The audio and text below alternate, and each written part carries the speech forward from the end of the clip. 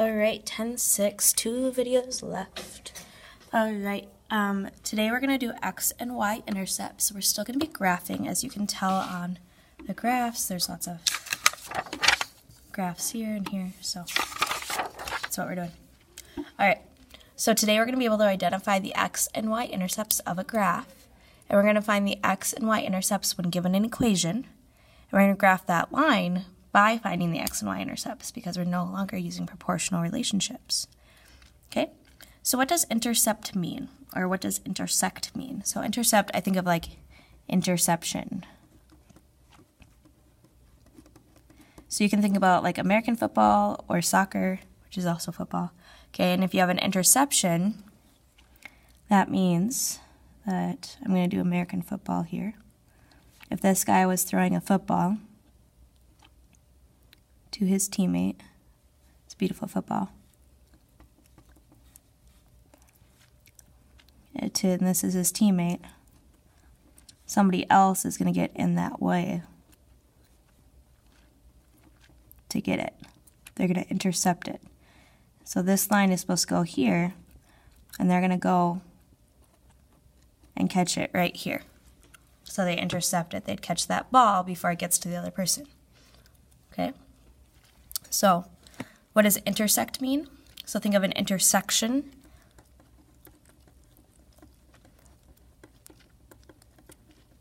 Okay, so an intersection would be like when roads cross.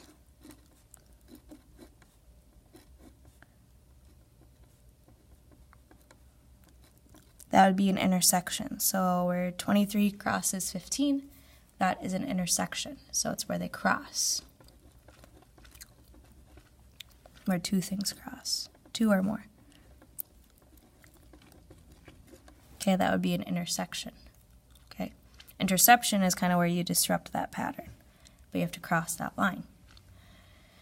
Okay, so if I think about my graph here, if I think about my x-intercept and my y-intercept, I'm going to use two highlighters, which I forgot to get before I sat down. Okay, if I have my x-intercept, I'm going to look at where it crosses the x-axis. Okay, so it's where it crosses the x-axis, because intercept means to cross, or intersect means to cross or to move.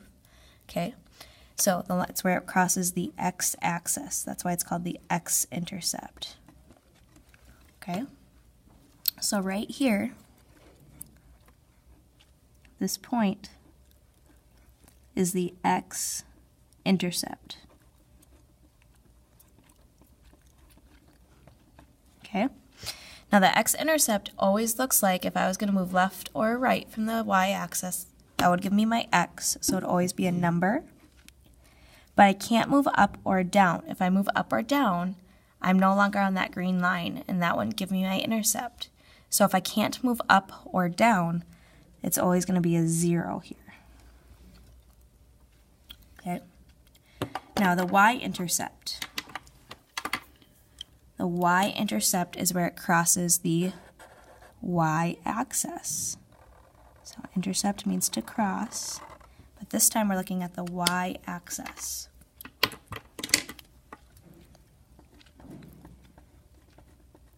So in this line here, this point, that's the y-intercept. Okay? Now we can't move left or right this time, because if I move left, I'm no longer on that blue line. If I move right, whoops, I went that in the wrong direction. If I move left, I'm off the line. If I move right, I'm off the line. So I can't move left or right. So my x is always going to be 0. And then I'm going to move up or down. In this case, I move down. But it's always going to look like with 0, y. Okay? So here we go with our first example. We're going to identify the x and y intercepts of this graph. So the x-intercept crosses the x-axis. Okay, I used green before, so I'm going to keep using green. So my x-intercept is this x-axis. So where does that line cross the x-axis? It crosses it right here. Okay, so that point from the origin, I'd go right 3, and then I don't move up or down, so it'd be 3, 0, which is what our x-axis is always supposed to look, our x-intercept is always supposed to look like. Okay, our y-intercept crosses the y-axis.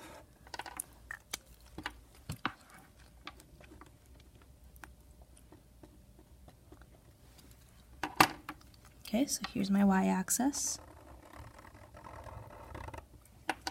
So I want to know, where did that cross it? In this case, it crossed it at -4. But I didn't move right or left first. It always goes 0, and then that y, -4. It went down 4. Okay. All right, on the back side, up at the top here, I'm going to do, well, actually, we're doing it right here. I forgot that I put that in the steps. So we're going to graph this line. This graph is not a proportional line, so it's not as easy as it was in 10.5, where we could just plot 0, 0 and use the slope. So today we're going to use x and y intercepts. So remember, our x-intercept always looks like x, 0. So we're going to put that 0 in for the y. Okay.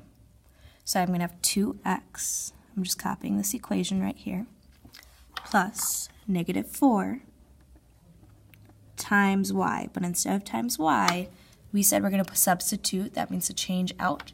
So instead of y, we're going to put in 0. So -4 times 0 equals 12. And now I need to solve that for x. Okay, so -4 times 0 is 0. If I add 0, that just gives me 2x. 2x plus 0 is just 2x equals 12.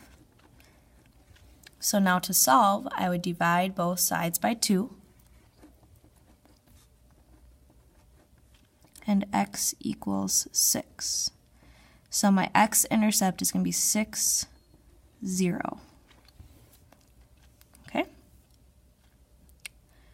Now my y-intercept always looks like 0, y. So this time we're going to substitute 0 for x, because that's where the 0 goes. It goes in for the x. So I'd have 2 times 0, and I'm just copying it from right here, plus -4y equals 12.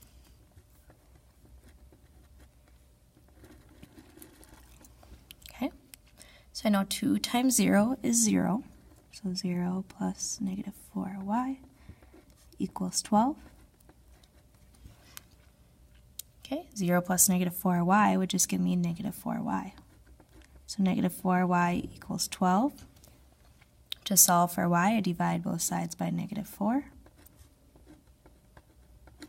So I get y equals -3. So it would be 0, -3. So I'm going to plot those points. Okay, so for my x-intercept, I've been using green. So my x-intercept is 6, 0.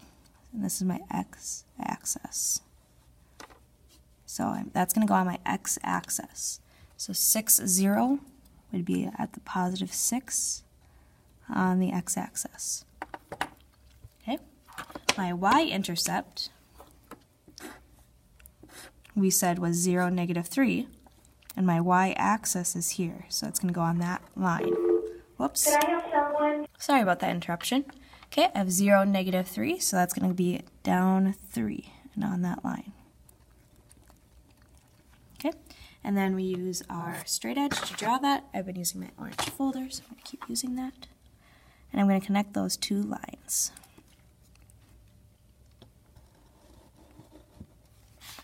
And there's my line. We've graphed it. So that line and this equation are the same thing. Okay, here we go with one last example. All right, we are going to find the x and y intercepts of the following graph, and then we're going to graph the line. So I have y equals -4/5 x plus 5. So our x-intercept looks like x, 0. So that means that 0 goes in for the y, because it's in the y place. Okay, so when I write this down for x-intercept, I'm going to put 0 in for the y. So I'm going to have 0 equals negative 4/5 x plus 5. Why did I do this? Don't know. Okay, so to solve, my best friend of the x is the negative 4/5, so I'm going to keep those together. I'm going to get rid of that adding 5. So to undo adding 5, I would add a negative 5.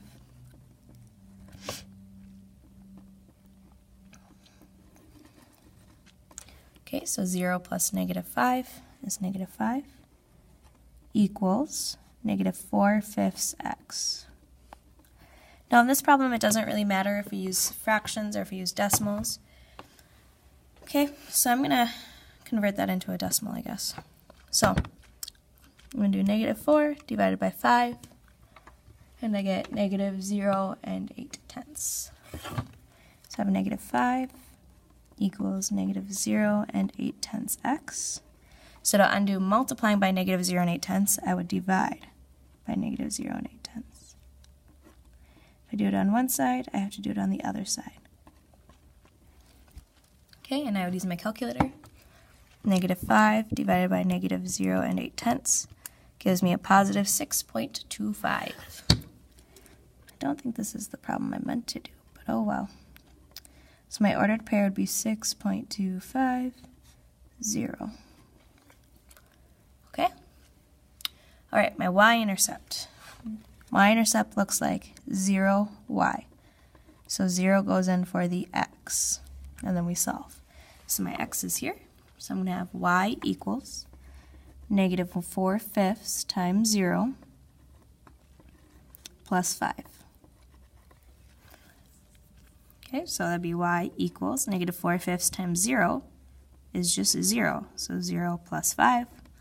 So y equals 5. That one was easy. Okay, so my ordered pair would be 0, 5. So now we're going to plot those points. So my x-intercept was this. Okay, and so I have this ordered pair. So this is my x-axis here. So that's where that ordered pair is going to go. Okay, it's going to go a little off the graph because it was a little bit more than 6. It was 6 25/100. So it's going to go a little bit off. I don't think I meant to do that as a problem, but whoops. Okay, my y-intercept is where it's going to cross the y-axis. You don't have to do that quite. Okay, and this is my y-intercept was 0, 5. So on my y-axis here, 0, 5, that's a positive 5. So it'll go here.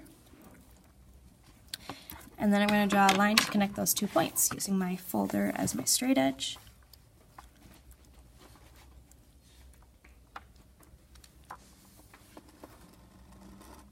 There you go. And my arrows on both ends. And there's my line.